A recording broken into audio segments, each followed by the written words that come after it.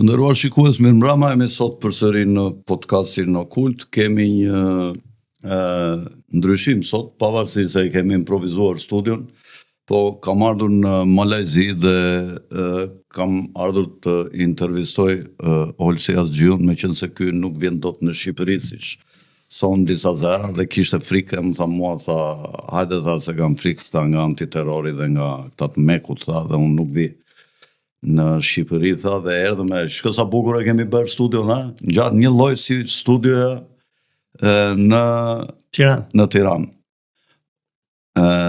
Po para se të filloj intervistën interesante me Olsin, dua t'ju kujtoj gjithëve atyre që kanë gurin e Sizifit, e kanë në zemër në fakt, po them s'kur e kam në gishu ta ngrejnë kështu me vështirësi të madhe, tak një subscribe atje ke telefoni, që ti ndjekim ne, mos na ndjekin ata dhe mos harxojnë shumë kohë në për YouTube për të marrë vesh të çfarë bëhet, se i kanë këtu gjithë shqiptarët në Shqip, pastër, bukur, nga të gjitha llojet e mendimeve, një podcast i hapur 100% në kërkim të së vërtetës si fe mbi fe.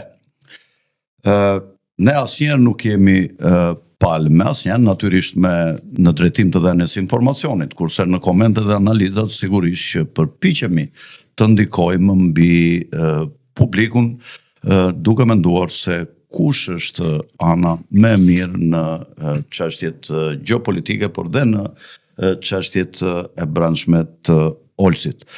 Kjo që u thash që kam ardhur në Malajzi, sigurisht ju e kuptoni që ishte një shaka, është një fake lajm, një lajm falso, sepse ne jemi këtu në Tiranë dhe Olsi ka ardhur këtu dhe i ka dhënë ndoshta një çik liri ky Meku që të dalë pak sa të jap një intervistë. Mora leje nga komanda e Mariam Rajavit dhe nga kolaboracionistët e policisë antiterrorit. I thash më jepni leje sa ti kitë çaku edhe zahmet e keni. Falenderojmë sponsorët që do dalim poshtë në fund të ekranit, siç e dini ju që janë më të përzgjedhurit në fushat e tyre, ne nuk marrim këdo. Falenderojmë ujin Lajthiza me të gjitha produktet e veta tradicionale të ujit të mrekullueshëm Lajthiza, që është pothuajse në çdo tavolinë të shqiptarëve, por dhe me këto produktet e tjera shumë konkurruese me produktet qindra vjeçare ose të vjetra që janë në botë. Ata që i kanë provuar besoj që më japin të drejtë, ata që si kanë provuar do më japin të drejtë dhe parja e shqiptarëve duhet të ngelet këtu. Njëkohësisht kemi dhe vajin Musaj të Vlorës, që është një vaj që ka fituar mbi 20 çmime ndërkombëtare, ndoshta vaj më i mirë në Shqipëri, që ka shumë antioksidantë dhe polifenole dhe në fakt nuk duhet quajtur vetëm vaj, por duhet quajtur dhe ilaç. Mjafton të hyni në Google, të kërkoni vaj Musaj në Vlorë dhe menjëherë të kontaktoni me Brunon, me gigantin që drejton prodhimin organik të vajit Musaj, dhe siç u thash, nuk është vetëm vaj, po është dhe ilaç. Unë për veten time kam gjetur para. Sa lek bën një shishe e këtij vajit? Ty do të ta japun pa lek fare. Se unë kam marrë një nga arsyet pse nga Malajzia është se aty s'kemi vaj ullirit. Do të ta bëj unë dhurat, një e ke nga vaj Musaj, e ke nga fabrika e vajit Musaj, do të ta bëj një dhurat, një shishe atë kur ti ikësh do ta marrësh me vetë. A mund ta marrë kamera? Po. Musa, rrofsh vlla, ka marrë nga Malajzia se nuk kemi vaj të mirë ulliri aty, është vaj industrial. Nuk ka si vaj Shqipërisë. Dhe sa herë të vish ke nga një shishe nga unë. Olsi, pas këtij prezantimi pak të gjatë, mirë se më ka ardhur këtu në studio, ke pasur ndonjë problem kur u ktheve nga Malajzia? Dhe si ka qenë udhëtimi? Erdha dje se ne kemi pushimet e fund Ramazanit edhe Bajramit aty, edhe sikur vinë gjithë emigrantët, do ikin doktore, dentista e budalliqe. Kam ardhur dje, nuk kam ardhur sikur unë zakonisht me Emiratet, nga që Dubai, Katari ka marrë fund. Si ka qenë linja më përpara? Zakonisht kur vim ne nga Australia, nga Singapori, nga Malajzia, kalojmë nga Malajzia në për Oqeanin Indian, në Indi, nga India. Bëni pushim? Jo, është linjë direkte. Edhe zakonisht avionat ose ndalojnë në Dubai, ose në Doha të Katarit. Bëni pushim? Jo, po, pastaj marrim tranzitin tjetër ose nga Tranziti tjetër vjen direkt në në Shqipëri. Shqipëri ose kalonin nga India në Kaluat nga Dubai këtë radhë? apo? Jo, është mbyll qielli. mbyll. Domethënë me Turkishin kur vija, avioni kalon nga India në për Iran, nga Irani futet në Turqi dhe në pjesë të Irakut, kurse tani nga që ka luftë e para këto linjat e Dubait e Katarit nuk ekzistojnë më, se biles kisha shumë evropian në avion që po shkonin për në Stamboll tani që kur vinë nga Australia, nga Singapori, se më herët ishte Dubai që e merrte gjithë trafikun. Dhe tani që kemi ardhur nga Malajzia, afër Tajlandës, në Oqeanin Indian, në Indinë e Veriut, Afganistan, Tadjikistan, Uzbekistan. Afganistani është në luftë me Pakistanin? Është, po, qielli është i hapur, se s'ka ndonjë luftë masive sigur ajo. Domethënë Uzbekistan, Turkmenistan, kemi kaluar nëpër detin Kaspik, Azerbajxhan dhe erdhëm në Stamboll. Pastaj marrim tranzitin, shqyr Allahit që kjo Air Albania e Edi Ramos ka falimentuar, nga që ajo na bënte shumë probleme për tranzitin. Tani me Turkish Airlines çmimet kanë rënë dhe shërbimi është shumë i mirë. Megjithatë fati im është se unë kam pre biletën më herët dhe kam kapur shumë lirë. Tani bileta që unë kam bler është 4-5 fishuar, nga që po bëhet nami, nga që është mbyllur gjithë linja e Dubai dhe Katarit, dhe risku i Turkish Airlinesit është Turqia që po merr tranzitin, domethënë po merr domethënë trafikun e njerëzve që lëvizin drejt Evropës. Po.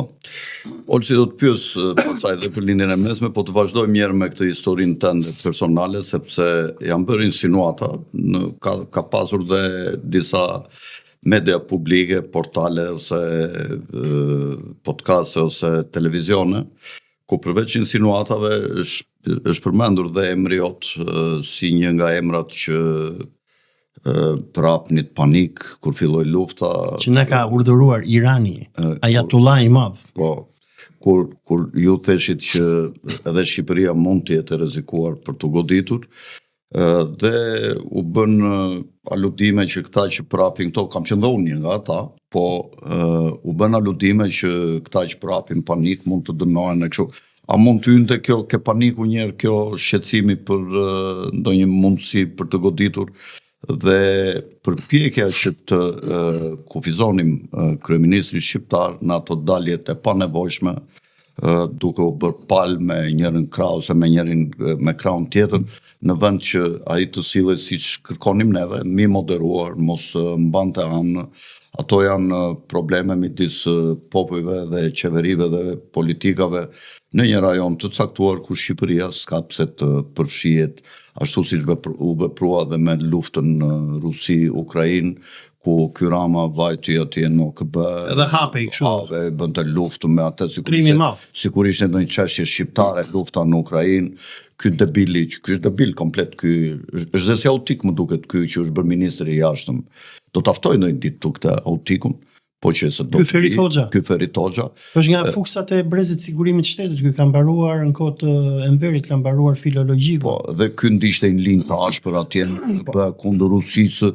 A thua se Rusia... Jo vetëm kundër Rusisë, po ky ka qenë më militanti në OKB gjatë kohës që Izraeli bënte gjenocid dhe gjithë njerëzimi u lërinte në Këshillin e Sigurimit, dhe ky ishte më ekstremist se sa qeveria amerikane, ku ata të fundit të paktën ata janë të kapur. Dhe shpërblyen si duket, e bën ministër të jashtëm. Po, e ke parë se çfarë i bën populli në Facebook? E degenerojnë, e shajnë parçe mrapsh, me rob shtëpie. Domethënë, ky në këto momente, se Allahu ja ke pa dhe si e ka surratin, domethënë sigurisht ai shejtanit për durësh, është njeriu më i urryer, është më i urryer se sa Rama. Ka dhe një problem me vllajën e vet, thuhet, në SPAK, nuk e di çështja korrupsioni, po kjo është një çështje tjetër dhe ndoshta s'ka pse ta akuzojmë këtë për mëkatet e vllajt vet, se sikush mban mëkatet e vet ankuris.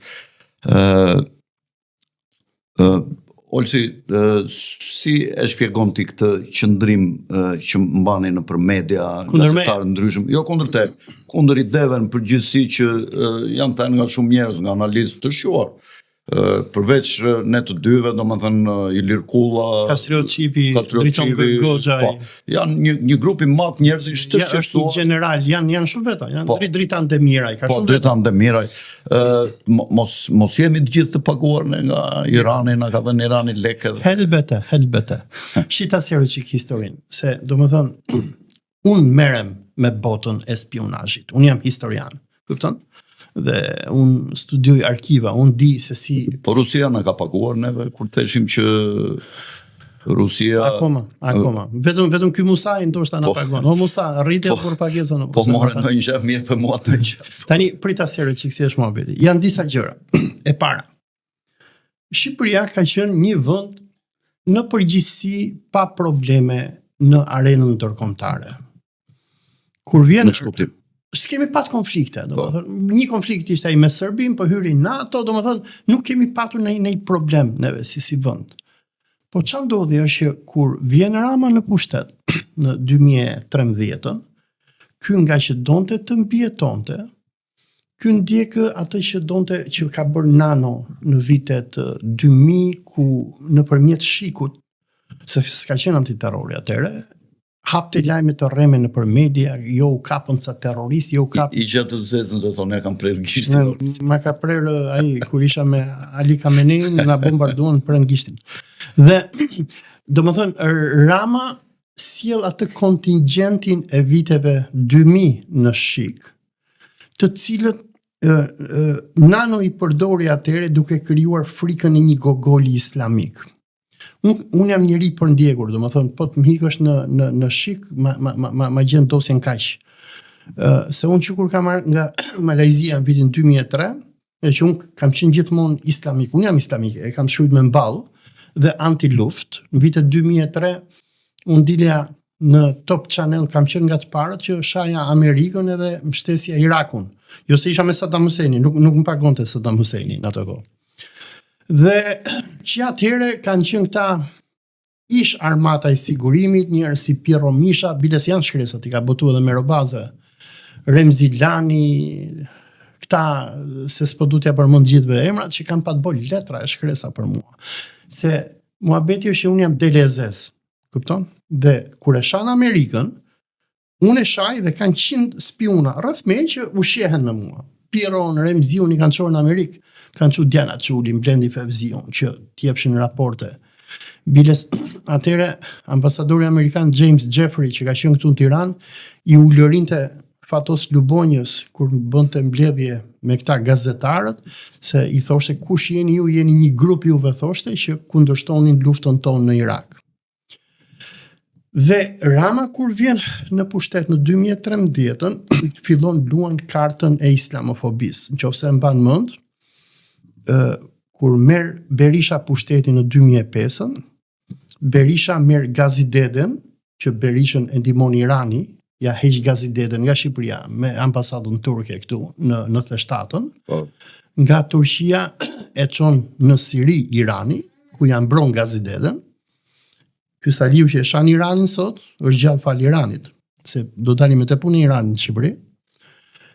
Edhe kur vjen pushtet 2005-ën Berisha, Rama që atëre me fjalime tegërta, thoshte po i vin, thoshte generalët, thoshte nga Libia, e kishte fjalën për Dritan Mishtën, ishte njëri, një djalë ortodoks i bërë musliman, edhe nga Siria e Asadit, e kishte për Gazideden. Tani, unë ka thënë Fevziu ca vite më herët që ka thënë unë s'kam parë njerëz që më shumë e urrejnë islamin në Shqipëri se sa 3 veta. Fatos Nano, Ben Blushi edhe Edi Rama. E më ka thënë ata më urrejnë edhe njerëz si puna ime që unë s'jam fare musliman thot. Edhe neve na shohin kështu me përçmim, me inferioritet. Është vërtet. Është ajo që kemi folur është Spartak ngjela. Edhe Spartak, po Spartaku është idiot, kurse këta janë më të zgjuar. Është pak a shumë ajo ideja e saj supremacisë vllahe që kemi folur më herët. Po, Spartaku mua më ka ditur ortodoks në fillim dhe më afronte, kur e mori vesh që isha Bektashi, me njerë filloi të krijonte distancë dhe në rrethin ton ku ishin disa ortodoks të tjerë, filloi domethënë fliste me përçmim, vetëm për shkak të origjinës. Po ka qenë edhe Max Velo që ka ngordhur. Po, edhe dua të them që Rama kur vjen pushtet tani në 2013-ën, e që Rama e kupton që ai është një minoritar, që unë s'jam fare kështu islamik, praktikant. Unë nuk jam fare, unë i respektoj të gjitha fet, kam respekt për të gjithë. Po jo, këta na urrejnë neve gjenetikisht, se është urrejtje që shkon në breza kjo vëlla. Domethënë këta të urrejnë që nga kohë Salibut këtu. Po. Mu urrejnë që nga agallarët e Devollit, se janë historira të trashëguara këto. E du të them që kur vjen Rama në 2013-ën, fillon edhe hapet se donte që t'i tregonte amerikanëve pse është i vlefshëm për ata. Edhe çfarë bën Rama, në këtë kohë ishte lufta në Siri, edhe ky sa vjen thoshtë, ne jemi me aleatët tanë, thotë që nga ato, si quhen ato në shqip, se kam harruar është një term, ato tunelet kur lufton që gjun kështu Llogorët. Nga llogorët kundër Asadit, thotë, kundër Saddamit, e kundër Al-Qaidës. Edhe sa vjen në pushtet në 2014, gjë e parë që bën Rama, krijon policinë antiterrorit. E krijon me 10 veta, më vonë të çon në Kina 10 veta, tani nuk e di se sa spiona janë bërë. Ka shumë, ka 10. Kina 10 ka qenë para ca vitesh, tani duhet të rritur. Çfarë bën të gjithë? Po këtë jam spionojnë mua aty, bëjnë raporte. Unë e kam botuar se duhet t'rregoj historinë që e persekutimit që më bëjnë mua.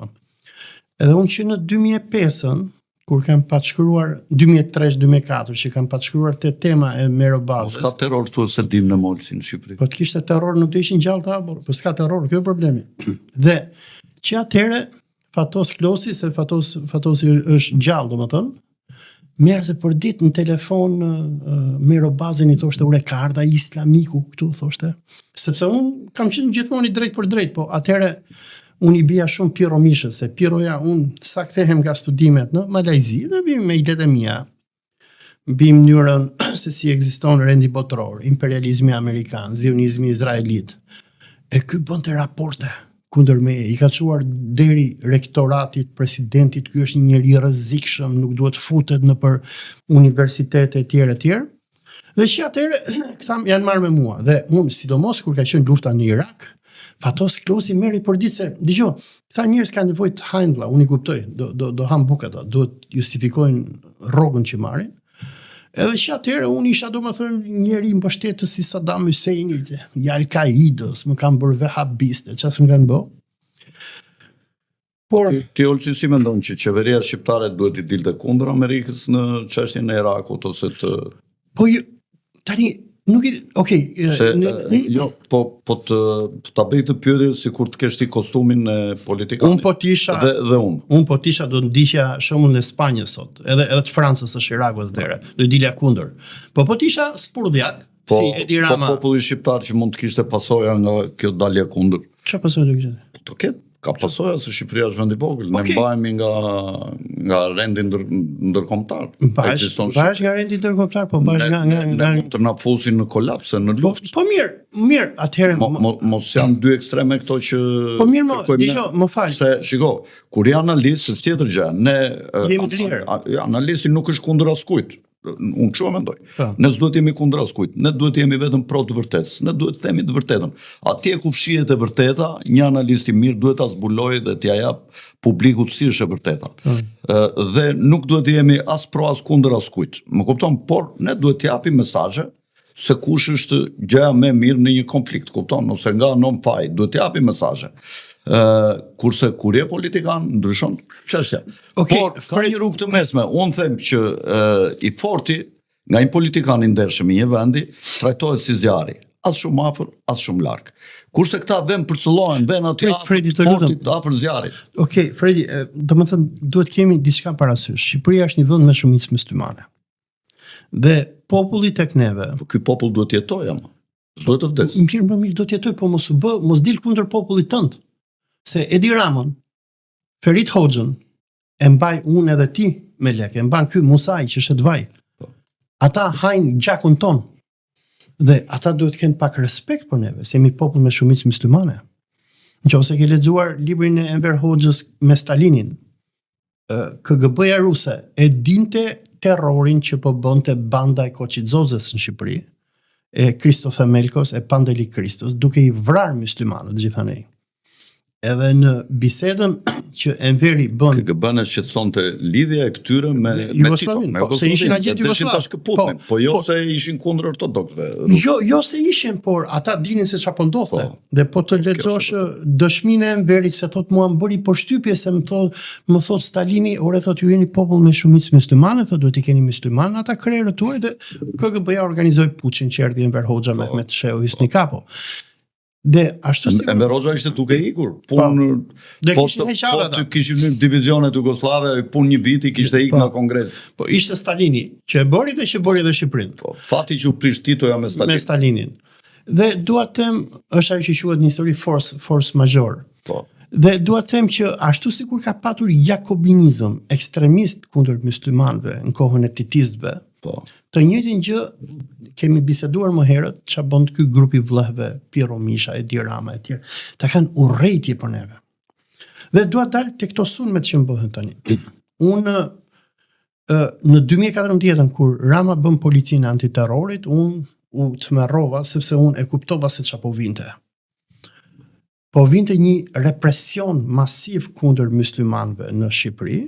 Kush e ka dhënë këtë agjendë Ramës ta bënte kështu? Se kjo ishte pa nevojshme. Zionistët. Se ishte agjendë globale. Është ajo që i afrohet zjarrit shumë ky.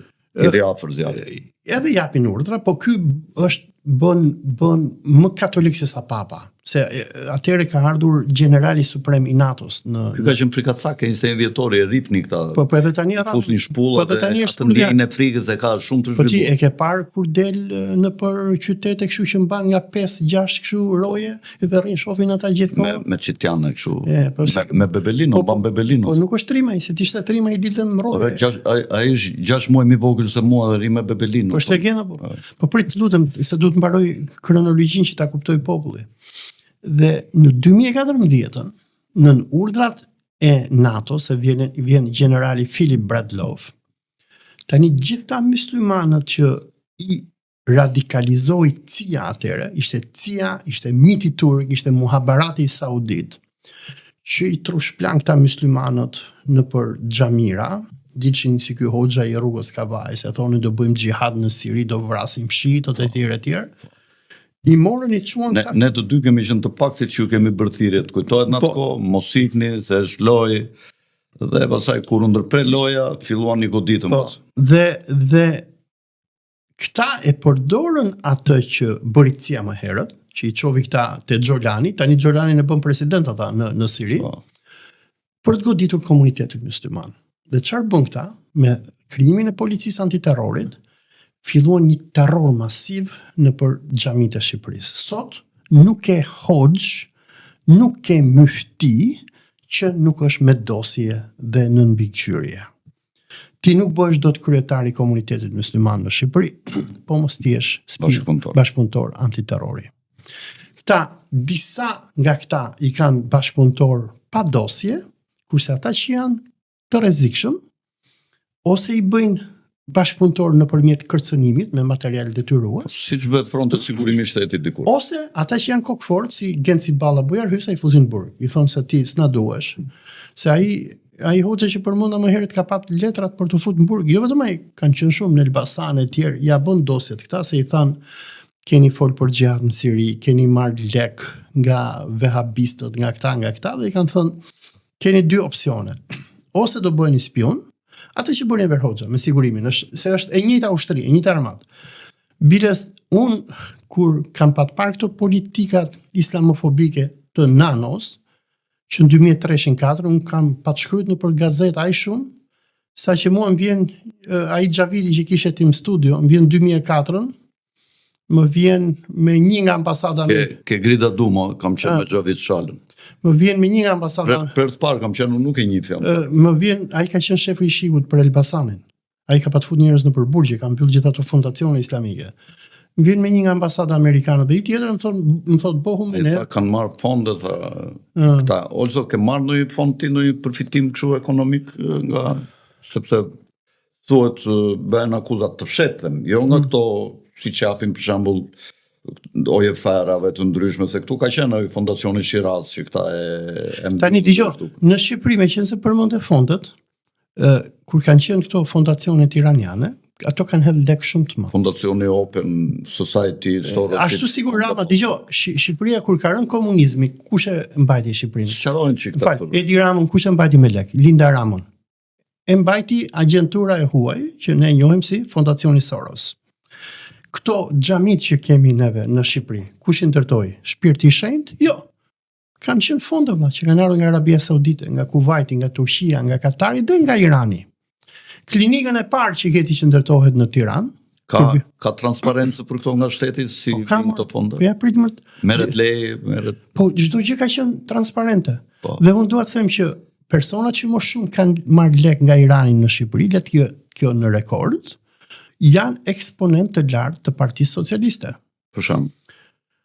Që nga Ilir Meta, LSI-a, ka pas shkuar gjithë ato herë në Iran, nuk e di sa lek ka marrë, se si ja kanë parë busta pagat. Komuniteti Bektashian janë ndërtuar teqe, gjëra, janë sjellur gjithë ato investime dhe një pjesë shumë e mirë e administratorëve që kemi neve sot në Shqipëri, kush janë nga... Unë di që atë teqen e madhe, Odeonin e kanë bërë kontributor shqiptar. Po mi më ashtu do thot ajo. Jo, unë jo kontributor, që kanë hedhur lek. Po ta them një emër për shembull që ka dhënë shumë... Ore kanë dhënë shqiptarë, se japin. Ajredin Fratari, ka hedhur shumë lek aty. Po kanë dhënë edhe iranianë. Ka dhe të tjerë. Kanë dhënë edhe iranianë. Biles Baba Monti, kur shkonte në Teheran, e prisnin sikur po vinte Ayatullah Khomeini, se ka, domethënë, e shikonin si kreun e shitëve.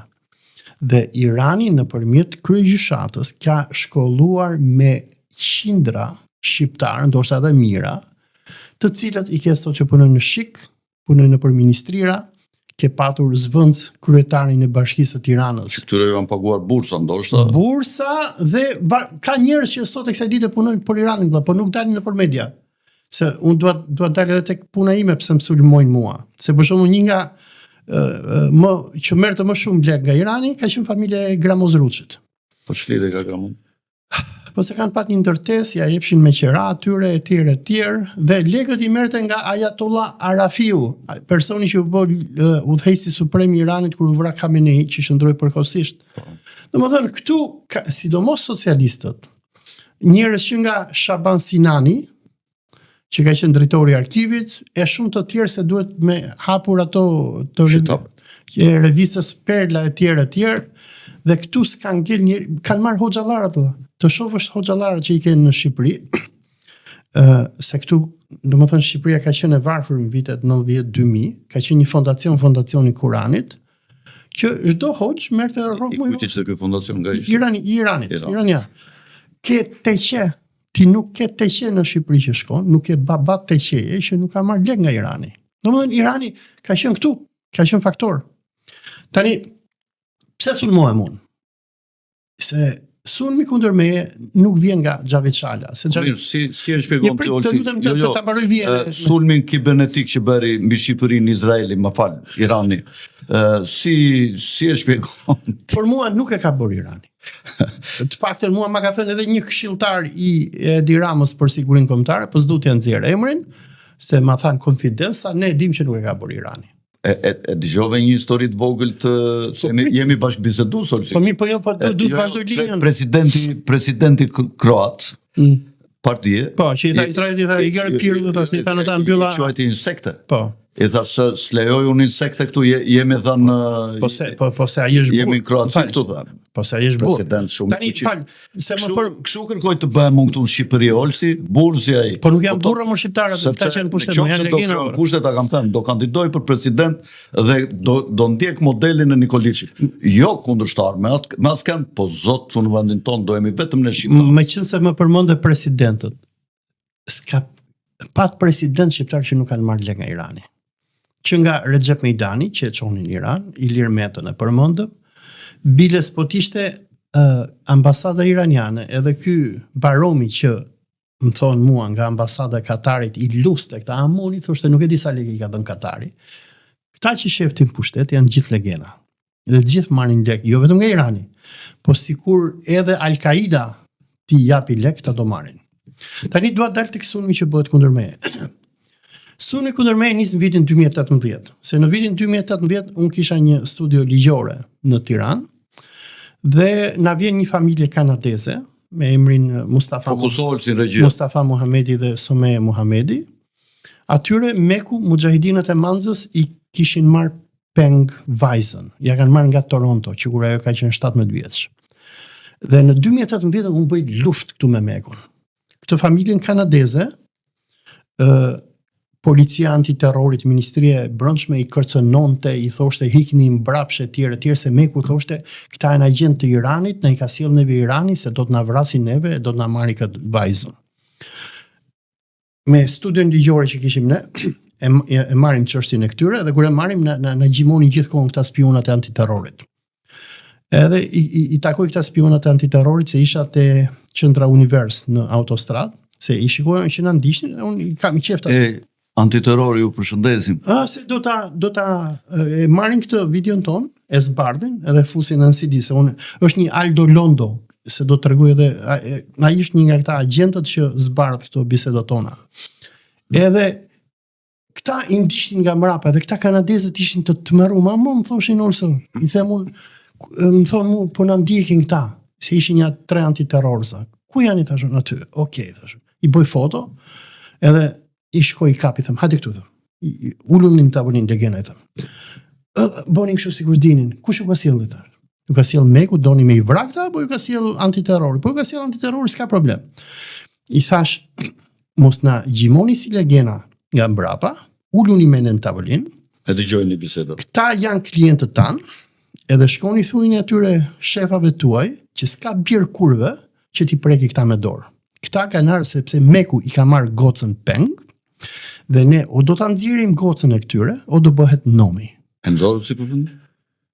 Si përfundim. Na ka zgjat betejë ligjore një 5-6 muaj, duke bërë sherr luftë me policinë e Durrësit, se kanë frikë ta OPG-t që të merren me Mekun, duke bërë luftë me gjykata, me prokurori.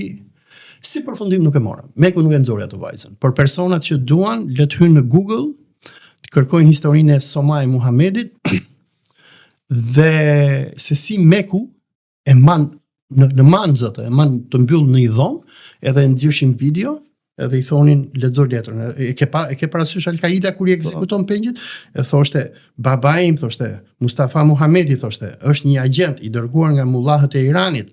Ai do të më rrombej mua që të më çojë te mullahët që të më kthejnë në një sklave seksi. Babai im ka ardhur këtu që të bëj sulme terroriste kundër mujahidinëve. Edhe këto i transmetonte Ballkan Webi i Irfan Hysembelliut. Nga mediat na tregoi vetëm një media ishte u tregua trime, që ishte edhe Top Channeli, po topin e thyen Meku, ishte shqiptari e Carlo Bolinos. Shqiptari i binte për ditë bam bam bam. Cakton Muhamet Veliun, gazeta shqiptare. Carlos. Cakton Muhamet Veliun, Muhamedi investigime fantastike. Muhamet, sorry, unë e di që ti nuk i do të dalin këto gjëra, po ndonjëherë duhet i nxjerrim. E kërcënojnë Muhamedin. Nuk e di se çfarë i bëjnë Carlos, a japin leka çfarë i bëjnë, a i bëjnë reklama, se zakonisht bëjnë reklama, këta të vinë me çanta në studio e thon hap gojën sa lek do, vetëm mos flit kundër nesh. Iku Muhamet Veliu. Tu mbyll gjitha dritare. E hoqën nga shqiptarja, filloi te topi, nuk merret me Muhamedi tani, thotë këta janë luftëtarë të lirisë.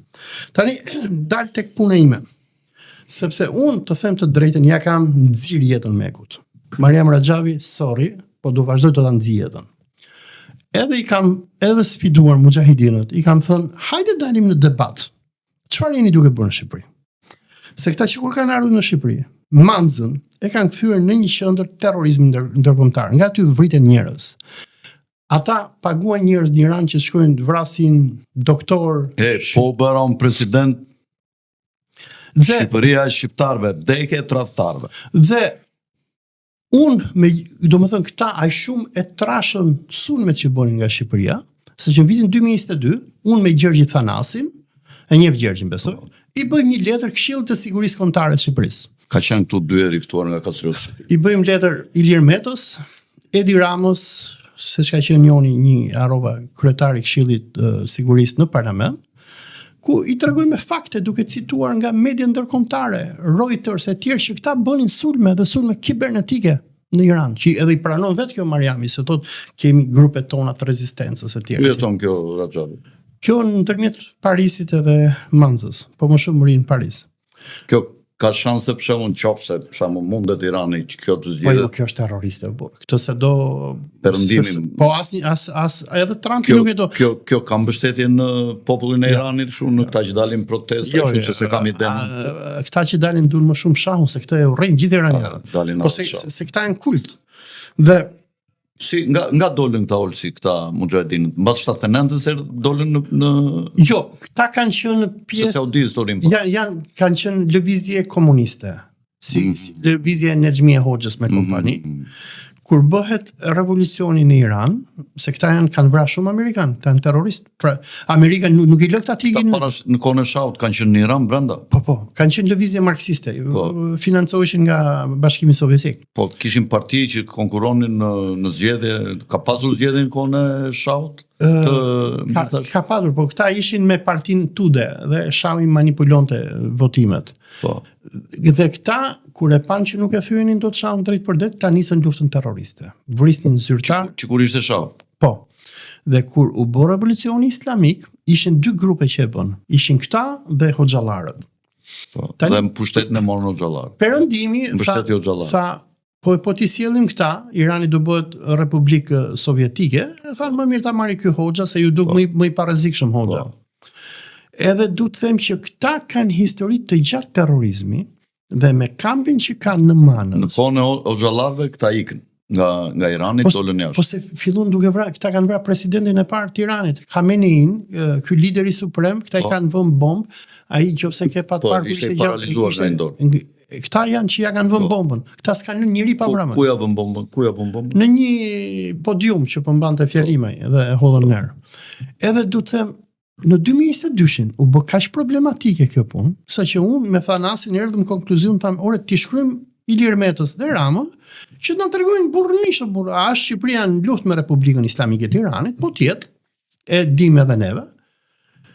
Ose si është puna se Rama luan gjithmonë bukur e shejtan, thotë jo, thotë këta janë opozita iraniane, ne i mbajmë këtu se do t'i vrasë Irani edhe mos ne i prekni, ne u japim Floririn e nuk u japim mujahedinët edhe. Po sikur këta janë shumë të mirë, mo e zam, janë shumë të mirë. Edhe kanë qëllime shumë të mira. Ne na futin siklete këta. Po si jo, mo? Këta na prishin me Iranin. Pse Shqipëria duhet prishet me Iranin për aty është problemi, pra se Rama çfarë duhet të marrë Shqipëria këta dhe të mbaj këtu? Në 2016-ën ka urdhëruar presidenti amerikan, po ka një burr që të thotë, unë jam presidenti dhe kryeministri i shqiptarëve dhe unë ndjek agjendat e Shqipërisë. Dhe këta nuk i fut stop. Janë shumë të mirë, s'kam punë me ta, po këtu mua ata më hapin probleme. Ti ikin çikun punë. Ju afrua Maqedonisë, e refuzuan. Ju afrua Rumanisë, e refuzuan. Ju afrua Greqisë. Sepse burra sepse janë të mbaruar. Domethënë thanë, ne nuk luajmë bingo me vendin ton. Kurse kur i mori, po jo, se e ka ky fajin, Rama e ka për Meku, nuk e kanë amerikanët. Rama i mori këta, po Rama në 2016. Berisha mori një 200 vjeta. Dyert e shqyera i mbante edhe Berisha. Po mirë, po jo, ai mori, por ka qenë në faqen e kryeministrisë, por Rama e fshiu këtë, ka qenë raporti, domethënë transkripti bisedës Berishës me ambasadorin iranian, i tha, ata po vinë këtu për qëllime humanitare dhe nuk do t'i lejojmë bëjnë asgjë. Dhe Berisha i solli 200 veta, po i ka mbajtur nën monitorim. Kurse ky në 2016-ën, kur u bë marrëveshja nukleare me Iranin, 2015-ën që e bën Obama, amerikanët ishin të dëshpëruar se s'po gjenin ku t'i çonin. Një ide ishtin t'i çonin në Etiopi. Kupton? T'i hidhnin andej nga Afrika. Ky tani shkon ndoshta nëpërmjet kanalet të Soros, të shkon ai frot, jam shqiptarët i shkel me këmbë në fusta i shpol, tani kush i llogarit shqiptarët. Tani u morën këta, po këta të paktën nuk u asimiluan, se këta jetojnë jetë ushtarake. Fillimisht u morën 2016-ën, u vendosën te pallatet e fratërit në Nastir. Frati jo, se ç'është një ndërtues, si harrova emrin. Fratëri është kush është? I morën me qira dhe këta filluan të asimiloheshin. Se shumë nga këta, nga që kanë bërë jetë nëpër garnizon ushtarak për 20-30 vjet, erdhën nga këta filluan kush gjente në femër të martohej dhe do asimiloheshin. Kryetaria e Mekut tani, Meryem Rexhavi që u trem nga kjo. Po të rinë kanë këta? Kanë, po shumë pak, kanë patur, po shumica janë pleq. Tash besoj janë pleq, këta janë duke ikur nga kjo botë. Po jo, se kanë marrë të tri, se më tregoi miku im Kujtim Gjuzi që ka vizitu kampin, këta kanë kampin tash se lëshojnë me ata, po të kenë të rinj. Dhe du të them që këta ata vetëm Fretsagoja, ka po bëra president, një nga aktet, tash nuk I di letrat, ligjet si janë firmosur e si janë bërë, mos e bënë në mënyrë absolute, po tipa dhe grupe njerëzish dhe shoqata dhe letësote dhe zoti vetë, zot këtu janë vetëm interesat e shqiptarëve. Asnjë nga këta nuk do mbajë dhe Shqipëria do jetë hapur me të gjithë politika miqësore, politika tregtare, asnjëherë mbështetës të luftës, gjithmonë mbështetës të paqes. O Fredi, Meksa ka në Gjermani, ka në Francë, ka në Suedi, po nuk I lën njëri këta të kenë ata përfitojnë nga politika që ndjekin me këta, ne përfitojnë që ne s'marrim as naftë në Iran, as në lindjen e me, se po të përfitonim, do sakrifikojnë. Po ata janë kumbullat, ne të na thartojnë dhëmbët, jo. Fredi, çfarë bëri Rama? I lejoi këta që të bëjnë shtet brenda shteti. Manza nuk është pjesë e Shqipërisë. Kjo është akoma dhe më keq. Ky I ka dhënë ekstra territorialitet. Nëse mban në vitin 2018 vjen Channel 4. Ky është gjithë Shqipërinë, se ka problem, vetëm ta mbajnë këtë në pushtet. Po nuk e edhe opozitë që e mbron, se ky është tradhtar, ne e dim kush është, po ti nuk e edhe opozitë. E thotë sa të pash toptani sot ky. Po Sadi ka lënë kockat me mbrojtje Shkodrën, pis. Dhe dua të them, kur vjen Channel 4 nga Anglia atëre që donte ti intervistonte, këta rrahën gazetarët e Channel 4-it. U trema Lindsay Hulley, si e ka emrin, është një gazetare e famshme, edhe merr dhe mua më qante Lindsay, më thoshte çfarë janë këta, thoshte. Tani dua dal tek puna pse po sulmohem unë në këto momente. Sepse Meku nuk ma fal mua çfarë. Ka ndonjë problem në aeroport? Jo, asi problem. Po s'kam.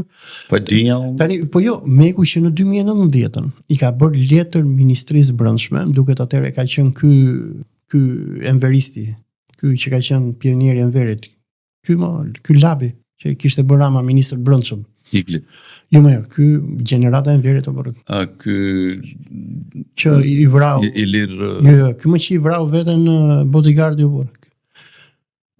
Na varjem, kur në vi mend, është gjenerate e enverisëve kjo. Ky generali, ky. Jo, nuk është jo Sandër Lesh, jo. Sandër Lesh. Edhe këta I kanë bërë letër Ministrisë Brendshme në 2019, edhe I thonë që merr. Sajmir Tahiri. Jo, më burr, është I vjetër ky, harova emrin më burr. Kur ka qenë ministër?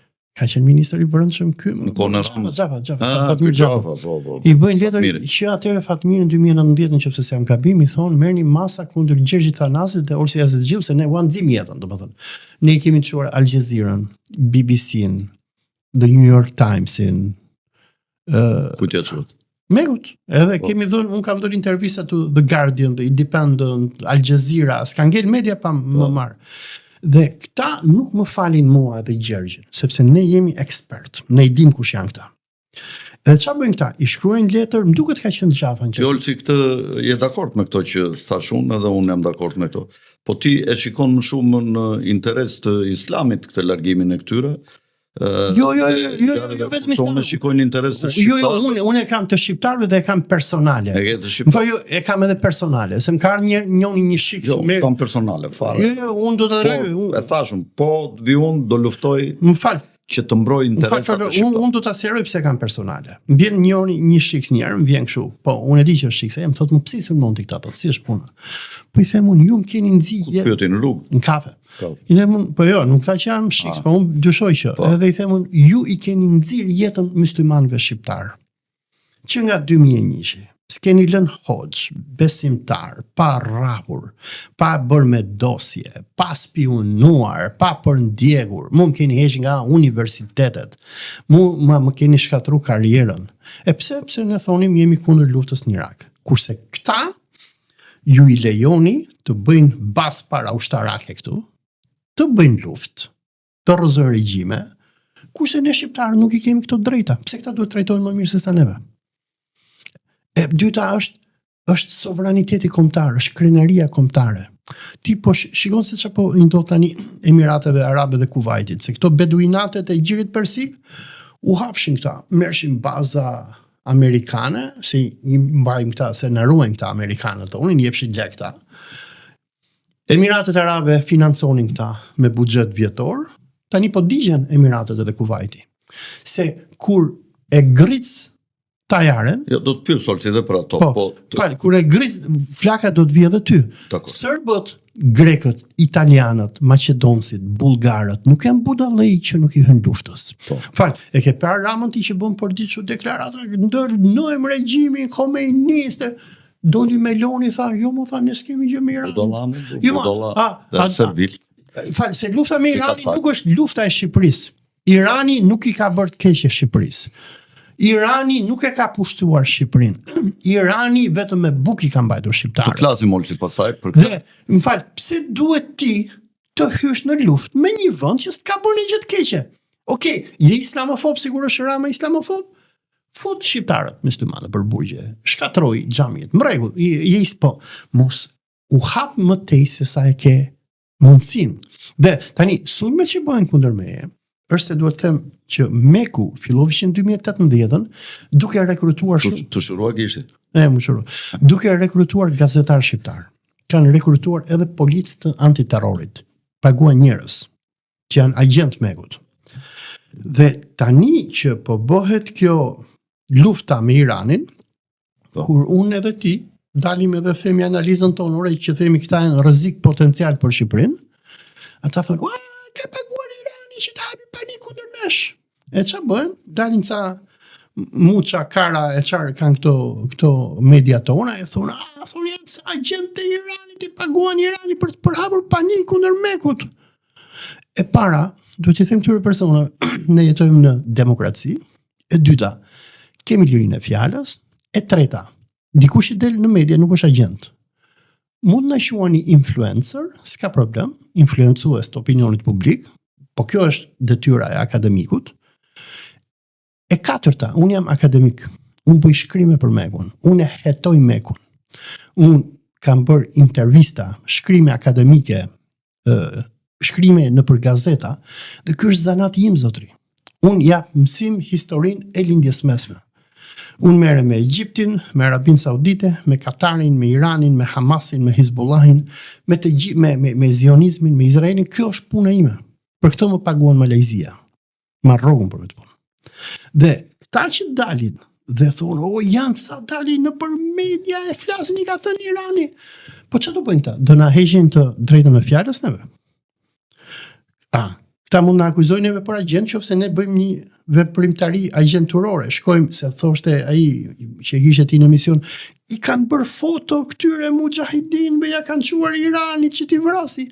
Në që ofse unë hikin kampin e Manzës, hy fshehtas, bëj foto, jap Iranit, jam i gatshëm vë prangat, por që ne të analizojmë se çfarë bëhet në ADN ton, në vendin ton, nga një kryeministër maskara, që e ka depopulluar këtë vend, që e ka shkatruar këtë vend, që po bën aventura dhe e fut në këtë vend në për konflikte, është detyra jonë, si pjesëtar të shoqërisë civile, si njerëz të medjave, si intelektual, që themi fjalën e lirë. Ne nuk jetojmë në diktaturën e Mariam Rexhavit apo Saddam Husseinit. Nuk jemi në Emiratet Arabe, nuk jetojmë në diktaturën e Muhammed bin Zayedit.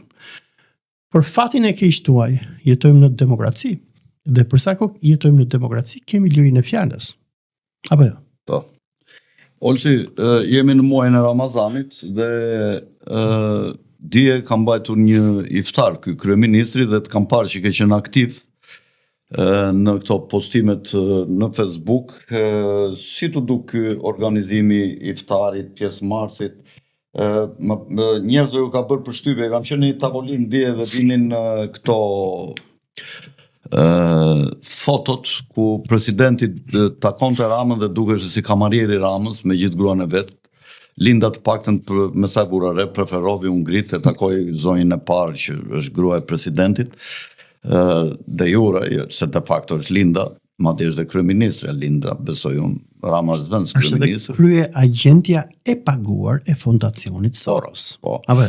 Dhe këta analistët nuk thonë ta arrestojmë neve Linda Ramon apo Edi Ramon. Po, si të duk organizimi i iftarit? Më bëri përshtypje për shkakun që Joel Kaplanin nuk e kishin ftuar bashkë me. Ishte. Jo, nuk ishte në një tavolinë me këta krerët e komuniteteve fetare të muslimanëve, këta ishin, më duket, kishin ftuar atë të LGTB-s, atë një gocë që del shumë për televizionet, ç'a quhet ajo? më duket se ishin Gjeni Karaj, ishin në një tavolinë me ta. Si ka mundësi që Rama e la Kaplanin më vete me këtë ministrën e kjo e kujt është kjo e kulturës, e kujt është kjo me këtë Kumbaron. E ka lënë me Kumbaron Kaplanin se bilesi se ato po shoh foton me kë ka qenë ky. Se që ishin ja dy tjerë që nuk i njifti me Kumbaron e ka lënë nga që këta krerët e komunitetit musliman degenerohen publikisht kur dalin foto me këta vrasësit zionist. Në ti e di që Kaplani është kapter i ushtrisë IDF-it. Ka thënë që isha dhe në luftë në Gazë. Është me foto, ky është edhe me video i bi shofarit edhe drejton ushtarët që vrasin musliman. Dhe këta krerët e komuniteteve fetare, ndërsa shumica janë me dosje dhe kanë frikë Ramon dhe i bindën kur i thotë ai do vini këtu se ju gjen belaja. Me sa duket do i kenë thënë amon mos na nxirrin foto me atë se do na degenerojnë jo vetëm opinioni publik shqiptar, por edhe mediat ndërkombëtare. Do na pirë fuqia mbi muslimanët. Po i më kanë frikë se i poshtyn njerëzit, i thonë ore si delti me atë vrasësin. Dhe Rama tani me këto iftaret që bën është Rama ndërsa me këtë Ferit Hoxhën është mbështetësi më i egër i gjenocidit në Gaza, domethënë i thot izraelitëve vritini, therrini. Ky autiku, ky Ferit. Po, e ke parë se autik më duket. Po edhe fytyrën e ka kështu, domethënë sigur si duket si me sindrom Down. Edhe ndërsa ky ja ka hapur Shqipërinë zionistëve, ndërsa ky iku në Knesetin izraelit i tha hajdeni në Shqipëri, iku në OKB në 2024 në tha domethënë ai ishte thirrje zyrtare për kolonizim të Shqipërisë, ndërsa po ja shet vendin atyre. Ndërsa muslimanët i ka futur në përburgje me policinë antiterrorit, kush guxon edhe hap gojën si unë e ti. Në anën tjetër, i duhen këto iftaret për show publik. I duhen... Orame, tregojnë qik mëshira mam për neve, orame. Ku ka mëshira? Është pa dim pa iman. Dhe i duhen këto show, sepse e para, biles unë po shikoja ftyrat që ishin aty. Aty domethënë janë njerëzit më islamofob të Shqipërisë, njerëz që i shajnë islam. Edhe vinin në iftar. Vinë hajnë në tas grosh aty, edhe dalin foto, po janë këta agjentët e ambasadës amerikane, izraelite. Biles po shikoja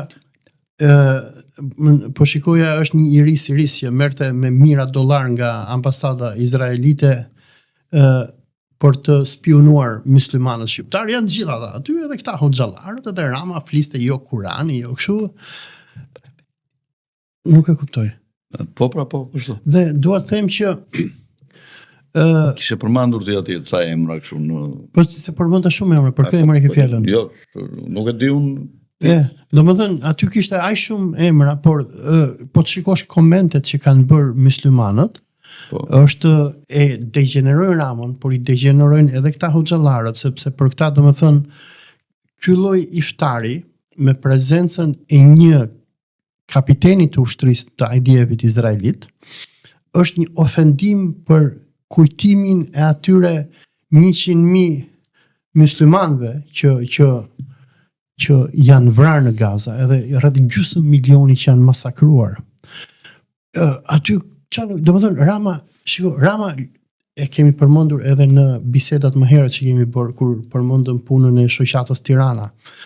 Rama, ndërsa i zhyt në përburgje muslimanët, ndërsa i bën me dosje, ndërsa mbështet Izraelin që t'i vrasin muslimanët, në anën tjetër, po shikoj aty në iftar, ishte ky Ahmet Kalaja që e ka me dosje, Çim Hajdarin, Arbër Hajdari. Çimi është perfekt edhe. Po domethënë Çimi është perfekt, po është me këtë grupin e vehabistëve ai. Domethënë i ka lidhje që në 2003 në kohën e Gjinishit, edhe i sjell ta hoxhallarët ai Çimi. Edhe ky Arbri thotë ne bëjmë sadakara, gjëra, kupton edhe. Domethënë Rama luan me të gjitha portat. Domethënë Rama është me kuptimin e plot fjalës bir kurve. Domethënë papës i thotë jam katolik, shkon në Portubime thotë unë jam udhëheqës musliman thotë, i shkon aty në Knesetin izraelit do ta bëj çunin. Më ka ftuar dhe mua një herë në vitin 2015-2016, nuk e mbaj mend. Më ftovi me mesazh se unë kam pasur komunikim me Ramën me kështu me mesazhe, po për çështjet rajonale. Më pyeste sidomos në këto konfliktet e jugut me fqinjit tanë, kur ka pasur disa raste tensionimi, e më pyese ç'a mendon, çfarë kështu. Edhe kishim lloj komunikimi dhe në atë kohë, po edhe për çështjet e Kosovës kemi komunikuar. Dhe më ftovi një herë një iftar. Dhe unë tash nuk jam praktikant i asnjë feje, dhe ky kujtonte se nuk e di kush kishte thënë që Fredi është praktikant dhe domethënë ftohet dhe kur ishte ajo ishte Ramazan më duket. U Fredi, një minutë të ndërpres. Jo, ti nuk je praktikant, po ti je më musliman se sa këta vehabitrit që falen, se sa e mbron ti shqiptarët dhe muslimanët nuk i mbrojnë shumë nga këta. Po, unë ashtu mbroj dhe ortodoksët, mbroj dhe katolikët, këtë çdo shqiptar që... domethënë, ndoshta nuk di të lexosh Kur'an, po ti i mbron muslimanët më shumë se sa ata që e kanë për detyrë të mbrojnë. Po, dhe kur ishte koha e faljes së fundit, se kishte filluar më përpara iftarin, nuk e di nga ora 7, ishte korrik më duket ra atëherë iftari. Agusht, po korrik më duket edhe u ngritën se ishte falja e fundit që perëndonte dielli. Edhe në mes të asaj iftarit, ky Hoxha tha do dalim tha në ato korridoret e pallatit brigadave, do falemi tha. Edhe u ngritën këta dhe qëndruan vetëm këta të ftuarit e komuniteteve tjera fetare aty me Ramën, dhe unë që isha një tavolinë tjetër këte. Edhe Rama më pyeti mua tha, po ti tha nuk po del të falesh. Po se t'ka pa me mirë, ka thënë Obiçim Hoxha. Edhe më tha mua tha nuk po del ti të falesh, jo thash unë, nuk jam ritualisti thash unë, nuk jam ritualisti thash unë. Kështu, kurse tashi s'bën vakime, po pa emrin tim në një vend, në një çështje, në një punë, në një kështu, përpiqet me njerëz si të më bllokoj, si të më pengoj. Të bëjmë pak shumë ato që më bëjnë edhe mua. Në një administrator për shembull, ku ka qenë ndonjë çështje pune, kështu prona, zgjera, kështu kupton për ndonjë lej zhvillimi ke pronat e mia, këto sa shikon se është kryetari i KRTRZ. Po të shikoj që, dhe unë zgudzoj të ashit të qoj ndonjë që tjetë emrim, gjithmonë fus ndonjë të tret, mos dal emrim, se po doli emrim, ta shofë, do me direkt blokim, kupton? Është i keq, është hakmarrës. Po, shumë hakmarrës. Po, do t'ja kthej Zoti prap se... Do t'ja kthej Allahu, është ajo karma. Edhe ndet do t'ja qoj Zoti. Vetëm ti tregoj diçka këtyre antiterrorsave që na shohin. Gledis Nano, që për mua është një cop kot rob, që e përdori Rama për të bërë dosje. I duket vetja shumë i rëndësishme. Ka bërë letra për mua. Fatkeqësi e madhe që moqi mua. Po ke patë që ai sti të flasë. Biles po flisja. Është specialist antiterrori, antileshi. Po çfarë antiterrori? Po shinjoran. Ju kanë pasuar, ja u kanë zmeriluar trurin këtyre njerëzve mo. Po flisja. Po ku ka terror në Shqipëri mos ta duan ta futin me zot. Po flisja me Gjergj Thanasin. Shqiptarët janë vëllezër gjithmonë. Se i pash intervistën. Ruajnë vetë rendin dhe gjëtin. E pash intervistën te Roland Qafoku. Nuk i dinte edhe mujahidinëve. I quante Mujahidin el Kal. Ata janë Mujahidin el Halk. Por po ti shohësh emailat që i hakeruan Gledisit, Gledisi merrte urdhra nga mujahidinët, çat bonte kundër njerëzve si puna ime Gjergj Thanasit. Edhe një nga avokatët e mujahidinëve i ka çuar letër këtij Gledisit, ku i kërkonte që të arrestohet një miku im që është gazetar. Domethënë, dua të them që kjo fushata historike ku sulmohem unë, sulmohet Gjergj Thanasi, Dritan Goxhaj, Dritan Demiraj, edhe e tjerë, që ne themi ore Irani mund të bëj këtë, Irani ka drejt. Mos më ka shqetësuar asnjëherë. Po ty nuk të shqetësoj se ty nuk shohin të rrezikshëm, se si ta i Karamuçi o Fredi tha, po çka ke tha, aman tha, unë kam shok tha, aman o Fredi tha, çka ke tha. Por këta më shumë inat kanë me mua dhe me Thanasin, se ne i njohim me dhëmbë dhe dhëmball. Dhe problemi... Po me Thanasin që kanë, është dhe ortodoks Thanasi? Po nuk e kanë me islamin ata kanë me këdo që i ekspozon ata. Dhe ata tani kanë një frikë. Frika atyre është opinioni publik. Se fjala bie, në qoftë se Irani godet ata këtu, ata nuk duan që njerëz si puna ime dhe jotja, që të themi dëbojni, përzojni, që duam. Pse na hapni problem? Se ata kanë problem mbjetesën. Nuk e kanë hallin tek Irani ata. Biles Mariam Raxhavi do i bëhet shefi i vrasë Iranit sa mujahidin. Ata në 2018 kishin një plan për të vrarë disa mujahidin, për t'i hedhë ner. Fokusohen si kur fetol. Dhe do akuzonin Iranin. Në atë kohë, një miku im që jeton në Londër, Masud Kodabande, i ka bërë letër Edi Ramës dhe Ilir Metës, i ka thënë që Mossadi izraelit me Mekun po bëjnë plan që do vrasin disa nga mujahidinët e tyre dhe do akuzojnë Iranin. Ata nuk false flag që quhet. Do bëjnë false flag. Dhe ata janë shumë të rrezikshëm dhe po problemin që kanë ata me njerëz si puna ime, dhe që përdorin këta zbirrot shqiptar, ndoshta edhe paguajnë rroga lart e poshtë, ndoshta kanë bërë agjent nëpër media, është se ata nuk duan. Mos i bëjnë agent, janë ignorant, janë trushplar, i mësojnë kështu si qenë. Po janë budallë. Si pitbull, janë budallë shumë. Kurse një pjesë Rama, këta kanë përfitime politike. Rama po. Këta këtyre ju zmerilojnë trurin me këto që bëjnë kështu takime, konferenca me kështu alarme kot sikur se çapo ndok. Ku që kanë Shqipëri? Edhe kur u luajt futbolli atëre me Izraelin, ja kanë shtetin, e dorëzuan shtetin ke. Gjithsigurisht në shtetin. Na mundën me kamzhik në kokë. Dhe arrestuan dhe rrahën 150 besimtar mysliman shqiptarë. Arrestim masiv për të bërë shepin Izraelit. Shkodër, Elbasan, Kavaj, njërin janë. Është një nga turpet e mëdha që është dorëzuar sovraniteti kombëtar nga Edi Rama. Prandaj mendoni, kur unë të dal kandidat me Edi Ramën, kjeni parasysh se çfarë ju ka bërë ky shqiptarëve. 100.000 miq dua unë në tërë Shqipërinë, që të bëhen miq e mirë në rrjetet sociale, Alfred Sako president, dhe do t'ju kërkoj të gjithëve këtyre nga 10 vota. Kaq, nuk kam nevojë as për para, as për Fredi, a diti që ti e mund Edi Ramën? Po patjetër e mund. Jo, sinqerisht e mund. Rama është i kallam. Po është njeriu rryer. Është njeriu rryer. Kush e do Ramën, unë po mos mendonja që e mund janë. Jo, e mund, jam manipulime, do bëhet para, do vjedhi po. Unë prap do ta mund. Edhe do vejde në një farvendi, e do t'i bjerë telefonit, do t'i thonë, ki kujdes, ap kraun largohu. Kini besim për këta që do t'a mundim. Uroj që të mos arrestoj Spaku pa për këto ndryshimet kushtetuse me etjen për t'u bërë president. E uroj që të ndryshojnë në kushtetutën, të sjellë një president fort me kompetenca të mëdha, duke menduar që do vi vetë, po në fakt do vi unë. Atë do të arëzojmë.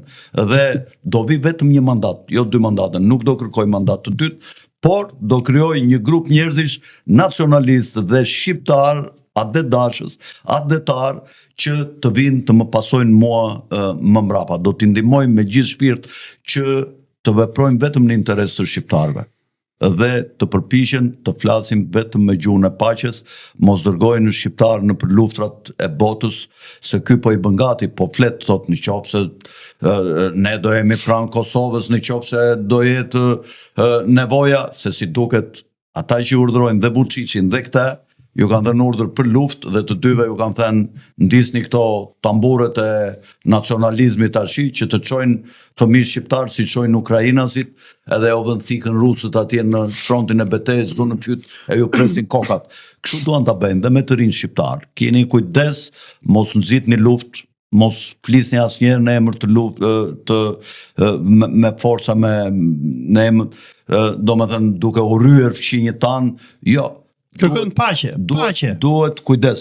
Edhe duhet të armatosemi, edhe duhet të ruhemi, sepse po na sulmuan sigurisht që duhet të mbrojmë vetveten, por nuk duhet të hedhim asnjëherë benzinë në rajon. Duhet të jemi shumë të kujdesshëm në këto erëra të rrezikshme që po frynë për të gjitha kombet. Nuk po bëhet fjalë për rend të ri botëror që është i rrezikshëm dhe ai, po bëhet fjalë për një rivendosje të madhe që mund të përfundojë me dëme të mëdha për popull që mund të zhduken të fshihen nga harta e historisë, popull të ndryshëm. Ne shqiptarët duhet të mbijetojmë dhe në gjeneratën e 6, siç e mendoj unë. Ne jemi gjenerata e 5 që jetojmë këtu, kemi qenë dhe ke 4 në shqiptarët, edhe duhet të mbetemi dhe ke 6. Duhet të mbijetojmë, duhet me çdo kusht të jemi vigjilent, të mos jemi të kapur siç është Rama i kapur dhe vepron në emër dhe në interesa e të tjerëve, të tjerët bëjnë luftë kundër shqiptarëve me proksi që kanë Ramën këtu kundër shqiptarëve, prandaj ka ardhur koha që duhet ta largojmë, jo të kundërvihemi me qëllim të kundërvijemi të fortëve dhe të fuqishme, por të jemi të kujdesshëm dhe të flasim gjithmonë në emër të paqes, të flasim atëherë kur na takon, mos shesim mend sikur jemi shumë të fuqishme të vëmë të marrim flamurra e të bëhemi palë me njërin ose me tjetrin siç ka vepruar ky se është i kapur, kupton? Por duhet të vi një klasë politike që kur të vjen atje në përiftaret të respektohen nga myslimanët, kur të vjen në kishë edhe në kishë katolike edhe në kishë ortodokse të respektohen nga komuniteti, politikanët e tyre, të shikohen me respekt, jo me urrëtie si shikojnë këta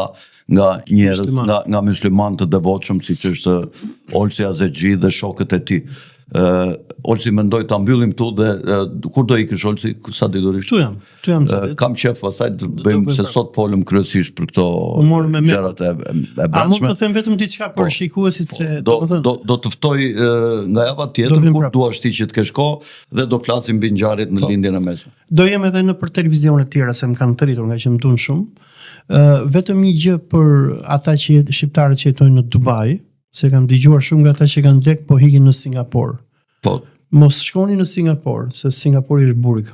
Nëse doni të shpëtoni nga Rama, dhe amerikanët, shkoni në Vietnam, shkoni në Indonezi, shkoni në Kambodja, shkoni në Laos, shkoni në Malajzi, mos shkoni në Singapur se do t'i bëni vetes të njëjtit gabim që i bët kur shkuat në Dubai.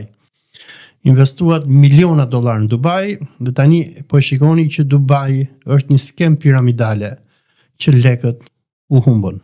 Vetëm këtë duhet thoja për ata që na shohin nga Dubai. Mirë, shumë mirë.